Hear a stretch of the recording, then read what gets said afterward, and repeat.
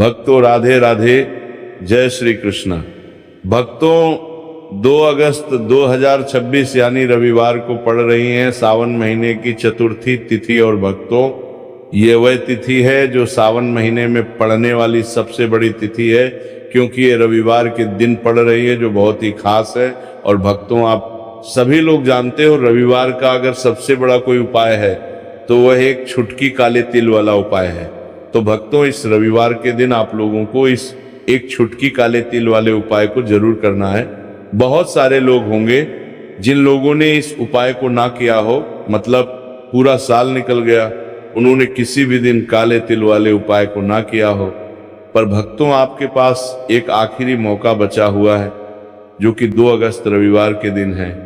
तो इस दिन आप लोगों को इस वाले उपाय को जरूर कर लेना है। भले ही आपने पूरे साल भर इस उपाय को ना किया हो, पर अगर आपने इस सावन महीने के रविवार के दिन अगर इस वाले उपाय को कर लिया तो आपको इस उपाय को करने का वो फल मिलेगा जिसकी आपने कभी कल्पना भी नहीं करी होगी।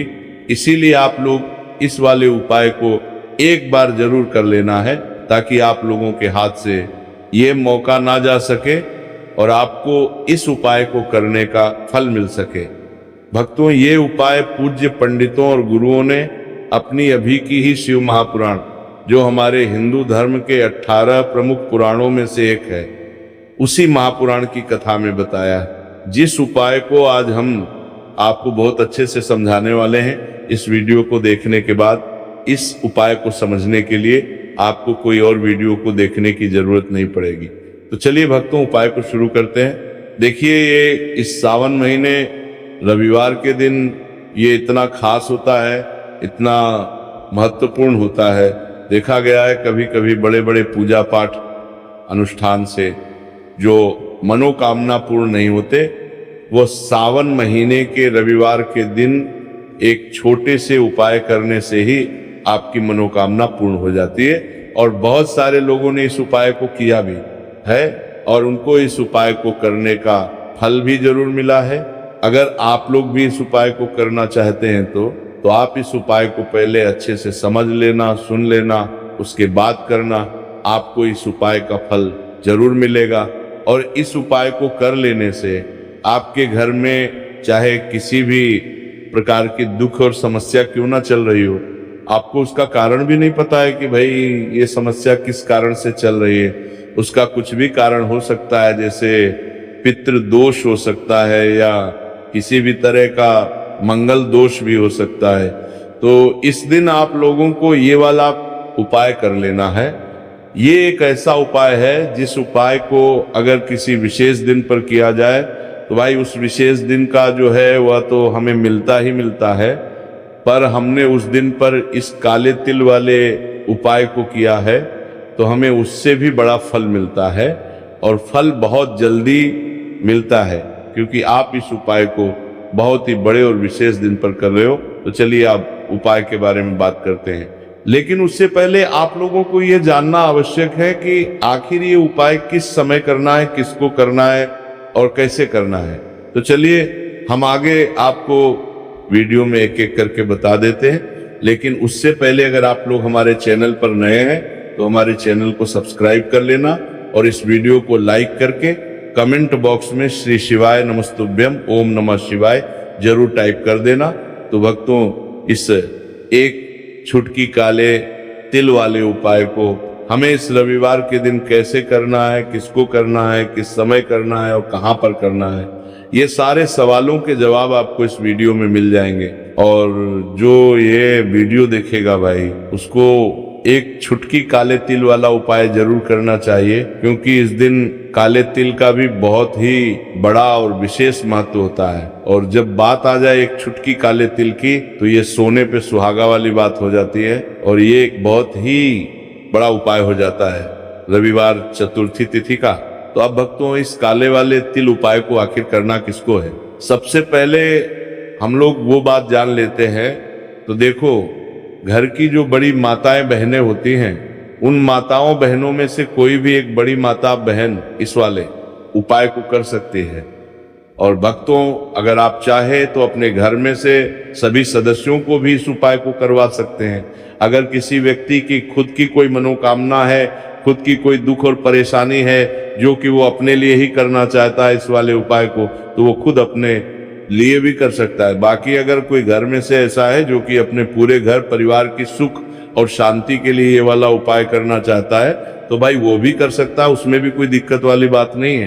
कहने का मतलब यह है कि इस उपाय को हर एक सदस्य भी कर नहीं है सकता है, और पूरे घर परिवार के सदस्य के लिए घर की बड़ी माताओं बहनों में से कोई एक माता बहन भी कर सकती है। माताएं बहनें अगर घर में उपस्थित ना हो या वो ये वाला उपाय ना कर पा रही हो, तो फिर घर का कोई बड़ा सदस्य भी इस काले तिल वाले उपाय को कर सकता, चाहे फिर वो पुरुष ही क्यों ना हो, उसमें कोई भी दिक्कत वाली बात नहीं है। अब भक्तों, इस एक छुटकी काले तिल वाले उपाय को हमें करना कहाँ पर है? इसे हमें तुलसी के क्यारे के पास में जाकर करना है।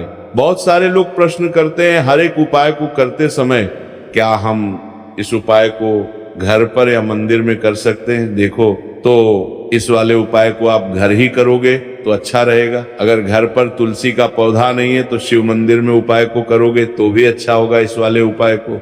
उसके बाद में भक्तों, जो अगला प्रश्न निकल कर आता है वो ये आता है इस उपाय को लेकर कि आखिर इस उपाय को हमें किस समय करना है, सुबह के समय करना है कि शाम के समय करना है? तो देखो, इस वाले उपाय को आप लोग सुबह के समय भी कर सकते हो और शाम के समय प्रदोष काल में भी कर सकते हो।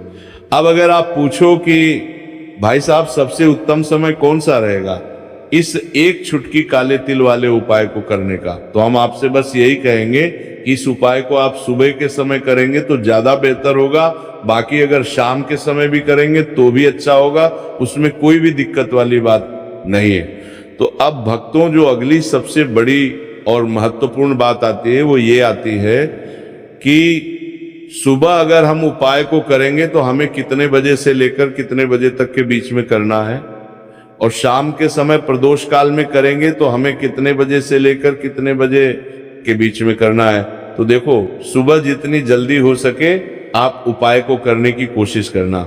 बाकी अगर किसी कारणवश लेट भी हो जाओ, थोड़ी देर भी हो जाए, तो 10 या 11 बजे तक भी आप उपाय कर लेना, पर 12 बजे से ज्यादा देरी ना हो, ठीक है? इस बात का ध्यान रखना। उसके बाद में भक्तों, अगर शाम के समय प्रदोष काल की बात करें, प्रदोष काल का जो समय है होता है वो शाम के 6 बजे से शुरू हो जाता है। मतलब शाम के 6 बजे से लेकर 7 बजे के बीच का जो समय होता है, ये समय प्रदोष काल का समय होता है। पर अभी जो मौसम चल रहा है, इस मौसम में जो है शाम बहुत देरी से होती है, तो आप इस उपाय को 7 या 8 बजे के बीच में भी कर सकते हो। मतलब शाम के 6 बजे से रात 8 बजे के बीच में आप कभी भी इस वाले उपाय को कर सकते हो, उसमें कोई भी दिक्कत वाली बात नहीं है। परंतु रविवार के दिन कोशिश करना कि समय के अंतर्गत ही कर लो।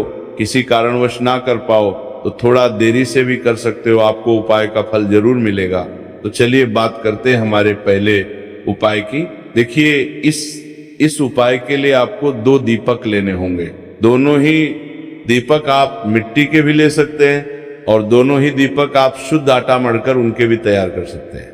अब भक्तों, दोनों ही दीपक के अंदर आपको शुद्ध घी का प्रयोग करना होगा, और एक दीपक के अंदर आपको गोल रुई की बाती का प्रयोग करना होगा, और एक दीपक के अंदर आपको लंबी बाती का प्रयोग करना होगा। लंबी बाती वाले दीपक के अंदर आप मौली वाला जो धागा आता है कलावा का, उसकी बाती का प्रयोग भी आप लंबी बाती वाले दीपक के अंदर कर सकते हैं। देखिए, 2 दीपक वाला ये चमत्कारी उपाय केवल रविवार की रात्रि में ही किया जाता है, इसीलिए आपको इस उपाय को बहुत ही ध्यान से समझना। इसी के साथ में आपको एक छुटकी काले तिल के दाने लेना है, और इसी के साथ में आपको मात्र एक छुटकी हल्दी भी लेनी होगी। अब भक्तों, ये सभी सामग्री लेकर के आपको रात्रि के समय पहुंच जाना है अपने घर में, जहां कहीं भी तुलसी जी का पौधा, तुलसी माता का निवास स्थान है, वहां पर देखिए भक्तों, सबसे पहले तो आपके पास जो एक गोल बाती का दीपक, उसे आपको तुलसी जी के वहां पर प्रज्वलित करना है। दीपक को प्रज्वलित करते समय आपको ओम नमो भगवते वासुदेवाय इस मंत्र का 11 बार जाप कर लेना है। अब देखिए भक्तों, आप जो एक चुटकी काले तिल के दाने लेकर के आए हैं, उन्हें आपको अपने सीधे हाथ में रखना है। और जो आपने गोल बाती वाला दीप प्रज्वलित किया है माता तुलसी जी के वहां पर, उसके ऊपर से आपको इन एक चुटकी काले तिल को घड़ी की दिशा में घुमाना है। आपको अपना नाम और अपनी गोत्र को बोल देना है और फिर आपको इन काले तिल को उससे जलते हुए दीपक के अंदर डाल देने हैं। देखिए, काले तिल भगवान विष्णु के पसीने से उत्पन्न हुए हैं और जब भी हम ये दीपक की रात्रि में प्रज्वलित करते हैं तो इससे हमें हमारे कर्ज में राहत मिलती है, हमारे जीवन में धन प्राप्ति के नए नए मार्ग खुलते हैं। हमारा अगर कोई भी कार्य रुका हुआ है तो वह भी परिपूर्ण होता है। देखिए, गोल बाती का जो दीपक है, विशेषकर हम माता तुलसी के वहां पर भगवान विष्णु और माता लक्ष्मी के निमित्त प्रज्वलित कर रहे हैं। इस प्रकार से आपको ये दीपक प्रज्वलित कर देना है। अब जो आपके पास लंबी बाती का दीपक है, एक चुटकी हल्दी है, तो इससे आपको लेकर के पहुंचना है अपने घर के मंदिर में। आपके घर के मंदिर में माता लक्ष्मी की जो भी प्रतिमाएं, मूर्ति है, उनके सामने सबसे पहले तो आपको ये लंबी बाती का दीपक रखना है। फिर आपको दीपक को प्रज्वलित कर देना है। दीपक को प्रज्वलित करते समय आपको ओम महालक्ष्मी नमः इस मंत्र का जाप करते रहना है। अब भक्तों, आपके पास जो एक चुटकी हल्दी है, उसे आपको अपने सीधे हाथ में रखना है और इस एक चुटकी हल्दी को आपको उस दीपक के ऊपर से 11 बार घड़ी की दिशा में घुमाना है और आपको ओम महालक्ष्मी नमः मंत्र का जाप करते रहना है। और इस एक चुटकी हल्दी को आपको उसे दीपक के अंदर डाल देना है। देखिए, एक चुटकी हल्दी वाला जो दीपक है आपके जीवन से दुर्भाग्य को समाप्त करता है। माता लक्ष्मी की आपको कृपा प्राप्त करवाएगा, धन प्राप्ति के आपके जीवन में नए नए मार्ग बनाएगा। देखो, अगला उपाय है, वही भी बहुत ज्यादा खास है। तीनों उपाय को आप जरूर सुनना, क्योंकि जो आपको अच्छा लगे वो उपाय आप कर सकते हैं। देखिए, इस उपाय के लिए आपको 2 हरी इलायची लेनी होगी। हरी इलायची आपको साबुत लेनी है, खंडित नहीं होनी चाहिए। और इसी के साथ में आपको मात्र थोड़ा शहद लेना है। शहद आपको मात्र आधा चम्मच या फिर उससे भी कम ले लेना है। और इसी के साथ में आपको एक दीपक ले लेना है। दीपक आप चाहे तो मिट्टी का भी ले सकते हैं और आप चाहे तो शुद्ध आटा मढ़कर उसका दीपक भी आप तैयार कर सकते हैं। इस दीपक के अंदर आपको मौली का जो धागा आता है, कलावा का, उसकी बाती का प्रयोग करना होगा। यानी कि इस दीपक के अंदर आपको लाल रंग की बाती का प्रयोग करना होगा और इस दीपक के अंदर आपको शुद्ध घी का प्रयोग करना होगा। अब ये सारी सामग्री लेकर के आपको अपने घर में जो भी मंदिर है वहां पर पहुंच जाना है और आपको माता लक्ष्मी के किसी भी स्वरूप के सामने बैठ जाना है। अगर माता लक्ष्मी की फोटो है, माता लक्ष्मी की प्रतिमा है, तो उनके सामने आपको बैठ जाना है। अगर माता पार्वती की प्रतिमा है तो उनके सामने आपको बैठ जाना है। यानी कि किसी भी माता के स्वरूप के सामने आपको बैठ जाना है। अब देखिए, सबसे पहले तो आपको माता रानी के सामने थोड़ी सी चावल की ढेरी बना देनी है। यानी कि थोड़ी सी अक्षत के दाने आपको माता रानी के सामने रखना है।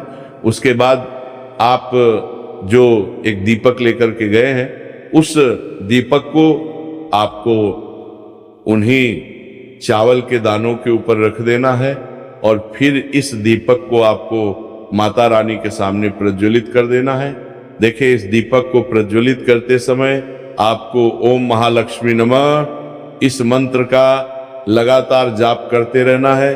दीपक को प्रज्वलित करने के बाद आप जो 2 हरी इलायची लेकर के गए हैं, उसमें से एक हरी इलायची को तो आपको उसी दीपक के अंदर डाल देनी है और वहीं पर आपको कम से कम 21 बार ओम महालक्ष्मी नमः इस मंत्र का जाप कर लेना है। अब आपके पास जो शहद है और एक हरी इलायची है, उसे सीधे आपको लेकर के पहुंच जाना है। भगवान शिव के मंदिर में पूज्य गुरु जी ने बताया है कि ये उपाय आपको सिर्फ और सिर्फ सुबह के समय ही करना होगा। सुबह को जब भी सूर्योदय का समय होता है तो उसके बाद आपको ये उपाय करना है।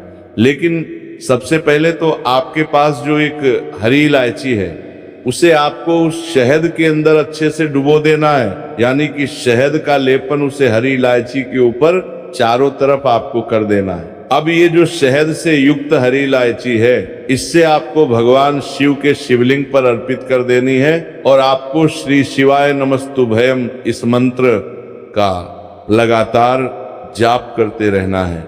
फिर इसके बाद आपको एक लोटा जल भी अपने साथ लेकर के जाना, तो एक लोटा जल भी आपको धीरे धीरे शिवलिंग पर समर्पित कर देना है और आपको श्री शिवाय नमस्तुभयम इस मंत्र का जाप करते रहना है। फिर इसके बाद आपको अपने घर आप कर देना है, जाना है। इस प्रकार से आपको ये उपाय कर लेना है।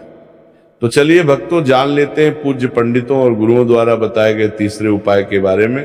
देखिए, इस उपाय के लिए आपको लेना है 11 चावल के दाने। गुरुजी ने कहा चावल के दाने खंडित नहीं लेने हैं, बिल्कुल साबुत होने चाहिए।